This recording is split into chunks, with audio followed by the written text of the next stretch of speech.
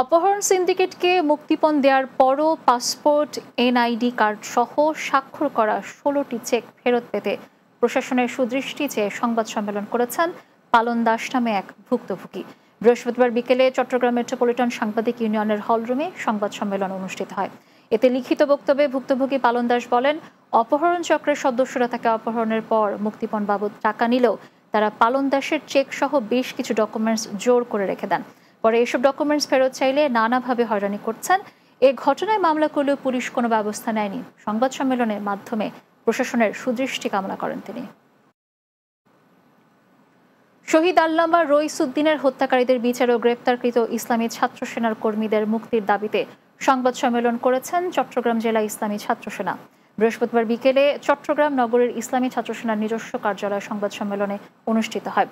এ সময় লিখিত বক্তব্য পাঠ করেন ইসলামী ছাত্র সেনা চট্টগ্রাম মহানগরের সাধারণ সম্পাদক মোহাম্মদ শহীদুল ইসলাম। অনুষ্ঠানে উপস্থিত ছিলেন চট্টগ্রাম উত্তর জেলা সভাপতি মোর্শেদ রেজা, মহানগরের সভাপতি রাশেদুল ইসলাম রাসেল, সহ সভাপতি মনির উদ্দিন সহ অন্যরা।